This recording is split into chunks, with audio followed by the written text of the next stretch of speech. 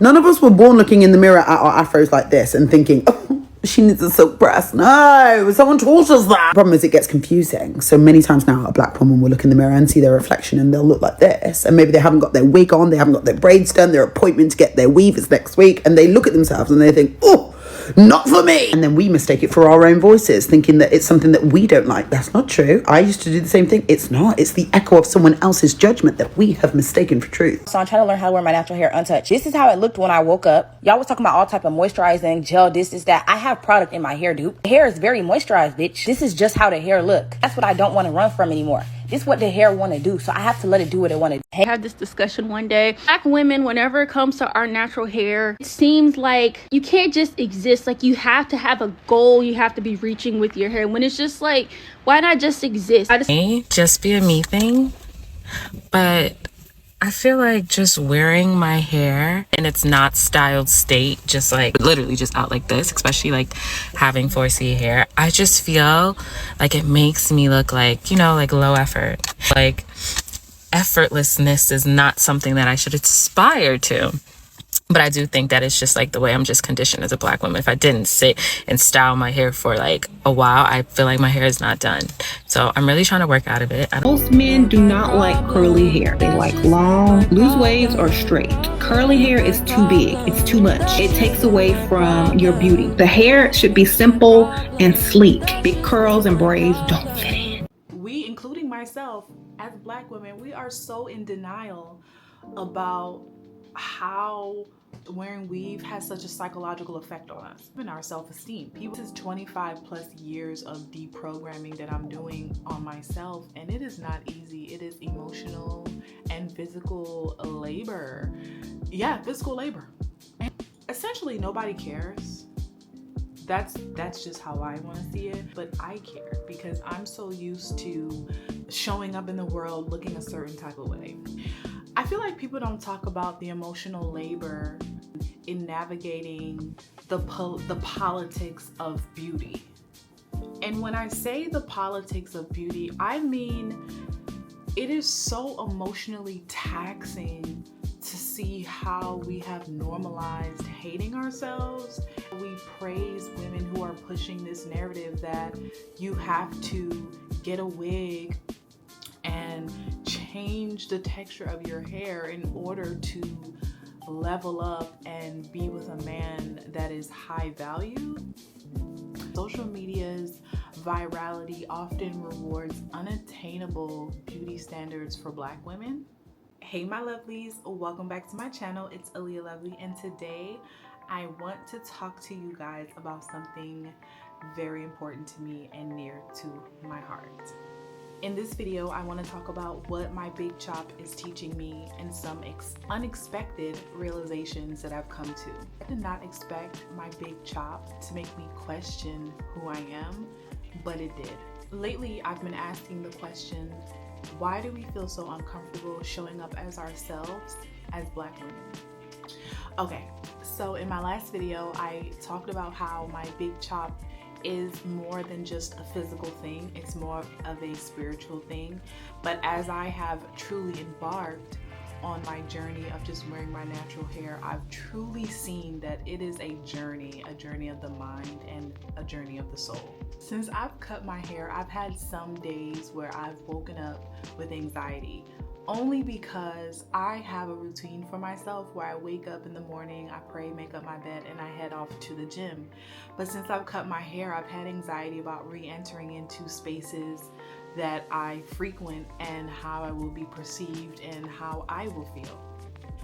Simply just having anxiety about re-entering into spaces has shown me that maybe sometimes I force myself into spaces where I do not belong.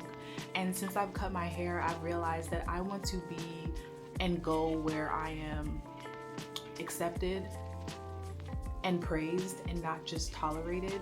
As I've cut my hair, I've become hyper aware of my environments and the type of people that I surround myself with. As someone who has worn wigs, weaves, braids her entire life, I often think, why am I complicating life? I can just throw on a wig, I can just throw some braids in my hair and just be done with it. Just be done with the whole questioning, am I pretty, questioning what people are thinking. I can just simply take the easy route and cover it up. However, even though that would be very easy and simple to do, when it comes to my self-esteem as a Black woman, I no longer want to take the easy route. I no longer want to do what feels comfortable, because more than likely the things that feel comfortable for me when it comes to my appearance often are detrimental to the integrity of my hair and essentially not honoring my soul. So often we chase comfort at the expense of self-acceptance, and it's so easy and so common for us to do that it's become the norm and it's become just a way of life, and I do not want to live my life like that. I'm no physiologist here. I'm not claiming to be the deepest person in the world. I'm just here to talk about my experience, but I want to point out a much bigger truth. Beauty standards constantly shift, but they never center Black women. Things like relaxers, texturizers, even silk press have silently taught Black women that our hair is not enough. I know that you've heard this rhetoric plenty of times, and we have come out with science that these chemically altering substances essentially are causing us cancer and are detrimental to our health, and yet we still indulge. And it's not even about us not caring if it's dangerous or not. It's just about us doing things that feel comfortable and that make us feel safe in society. That internalized self-hate is disguised as professionalism or even preference. And this is not to dig on anyone. This is not to dig on Black women, because I'm a Black woman and I understand the struggle and I understand why and how we come to be a slave to these things. However, it's still not okay. So if you know me, you know that I work in the aviation industry, and since I've started, I've never really worn my natural hair. I've always had either a sew-in or clip-ins or wigs or weaves, and I consider the environment that I work in to be professional. And I'll share just a quick story with you guys. I was getting ready for work, and my mom came into the room and just was talking to me, and then she's like, oh, you know, what are you gonna do with your hair? And mind you, I'm 3 hours away from leaving from work and my hair is looking like this, and she's asking me, what are you gonna do with your hair? And I'm like, I'm gonna wear it just like this. And she's like, oh, good. But even questions like that, if I wasn't on this journey, it would really make me question what I'm doing, and it would make me immediately insecure. Like, is something wrong with my hair? Do I need to do something?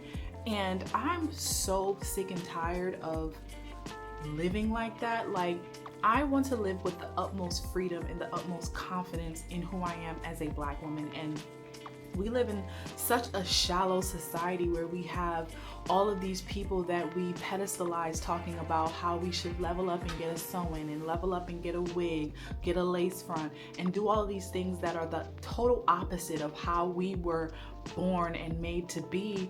And quite frankly, I do not believe and subscribe to those standards. Once upon a time, yes, I did.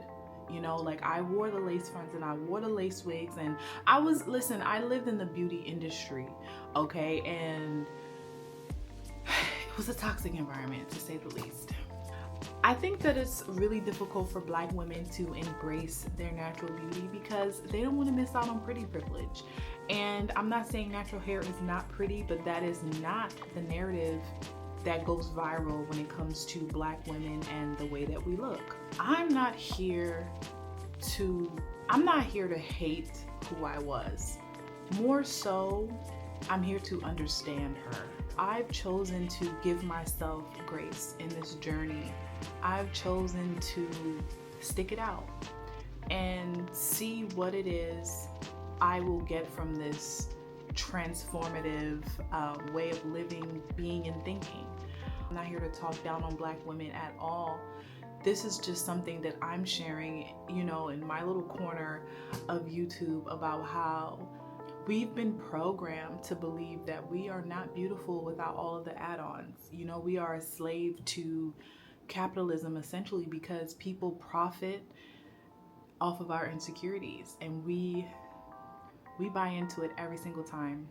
Honestly, at first I felt like wearing my hair was a form of rebelling against the stereotypes and what was expected of me.